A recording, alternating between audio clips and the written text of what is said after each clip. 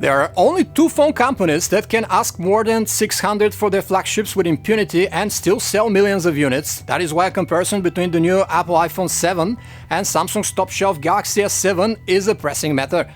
Apple upgraded the iPhone 7 with more features than expected this year, like a white color screen, new optically stabilized sensor, and a waterproof chassis. The IP67 rating itself negates one of the advantages that Samsung had with the Galaxy S7 before previous iPhones, but there's plenty more for the iPhone 7 to throw around. The Galaxy S7 still has a laundry list of top-notch features like record pixel density that should give it a leg in the race against the newest iPhone, at least on paper. So, can the iPhone released 6 months after the S7 make your pause and think, even if you're an Android fan? Well, let's find out. Both the iPhone 7 and Galaxy S7 are rivalry designs and yet can hardly be confused with their predecessors. The 2016 editions are once again crafted with premium materials and have fine pocketability or manageability in the palm.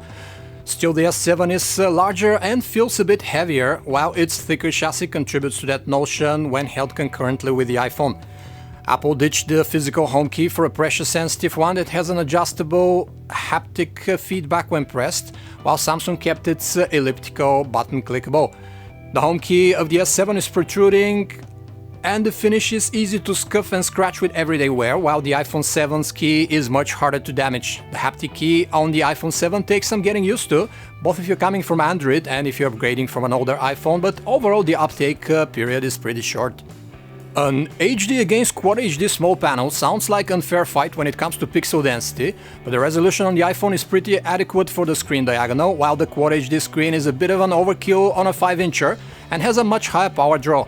The iPhone 7 screen exceeds 600 nits of brightness, making it a bit easier to see under the sun, as both panels pack very low reflection rates. The color representation role is firmly in the iPhone's camp. It is the first phone with active color management that covers the wide gamut, so it will automatically display the imagery in P3 or sRGB, depending on its tagging, making it future-proof for whatever is thrown at it, at least in the next 2 years. The Galaxy S7, on the other hand, shows pretty cold and oversaturated colors in its default adaptive display regime. When it comes to viewing angles, both phones perform very well, though the AMOLED screen, even in its color-credible basic mode, becomes colder and bluish with the slightest tilt of the phone. As for extra display perks, the iPhone is equipped with the so-called 3D Touch Tech that can recognize between a slight push or a hard press of the screen surface and react accordingly. We're finding more and more uses for this feature, but it hasn't proven to be an everyday necessity just yet. Samsung, in its turn, takes advantage of the OLED technology to offer the so-called always-on screen that displays time or notifications while the phone is locked. It looks neat, but it's also quite the power drain.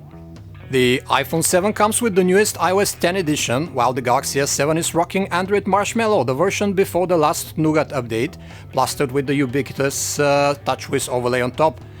iOS 10 has a new widget system, lock screen overhaul, and brand new iMessage chat opened up to the world of third-party sticker packs. While not as interactive or adjustable like on Android, the iOS widgets are neatly laid out in a dedicated screen, or you can have them displayed by pressing a bit harder on the up icon, so that you don't even have to go to the widget home for the ones you use the most. We also like that the toggles and controls are called by swiping from the bottom in iOS, whereas you have to stretch all the way up to bring down the notification shade in TouchWiz. A lot of Android phones allow you to simply swipe down on an empty screen area to unfold it, but Samsung, for all the extra features it has plugged into its interface system, has somehow missed that. The iPhone 7 shows you that you can tilt the phone towards your eyes or turn it around and the screen will light up automatically. No need to press the lock key on the side or stretch to tap the home button. Samsung equipped the Galaxy S7 with an equally useful option. Press twice on the home key in quick succession and you will go straight to the camera app from a locked state. The iPhone also offers a shortcut to the camera from the lock screen by swiping left. With the iPhone 7 and Galaxy S7, you'll be having perhaps the most advanced and the best mobile cameras in your pocket, no matter which one you choose. On paper, the two 12-megapixel shooters offer very similar specs in terms of sensor size and lens aperture, and they're both optically stabilized. In addition, both camera apps give access to all the basics you would need, like automatic HDR shots, panoramas, color effects, and even manual settings of photos that come to life as short animations. The phones are also very fast in taking a pic after pic. Photos taken with the iPhone 7 have very balanced and natural color presentation, but the colors can appear somewhat dull at times. The Galaxy S7 produces a yellowish cast with many shots, tilting the white balance way to the warm side. At first brush, it seems that the Galaxy S7 makes more detail visible, but it's mostly due to over-sharpening that often looks rather processed and artificial, while the iPhone 7 snaps look a bit soft in comparison. When it comes to dynamic range, both phones perform well, though the iPhone is too cautious not to blow up brighter objects, resulting in a darker overall frame.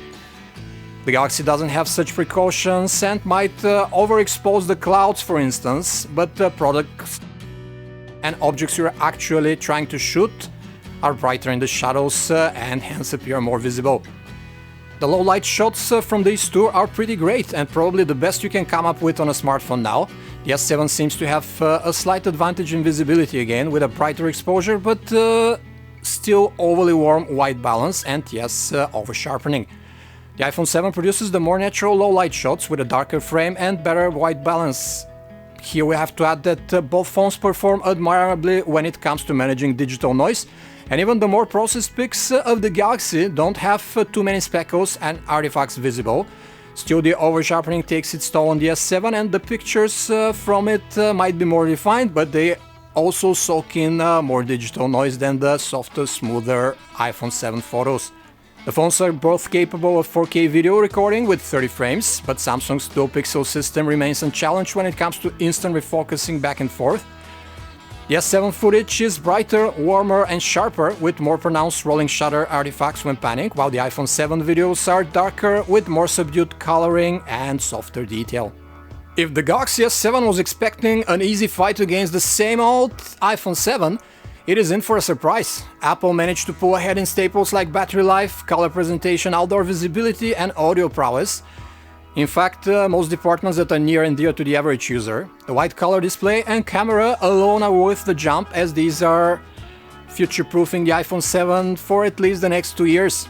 Boosted by a greatly enhanced iOS 10, the iPhone's software ecosystem has never been richer or more refined too.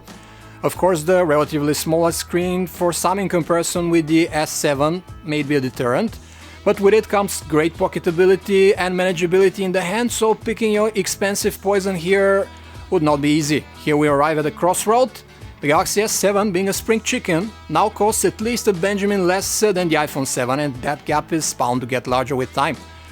What can you do? Having the latest and greatest has never been easy on the wallet. This was a video comparison between the new iPhone 7 and the Samsung Galaxy S7. For more information about these and other handsets, you can visit us at PhoneArena.com. Thanks for watching.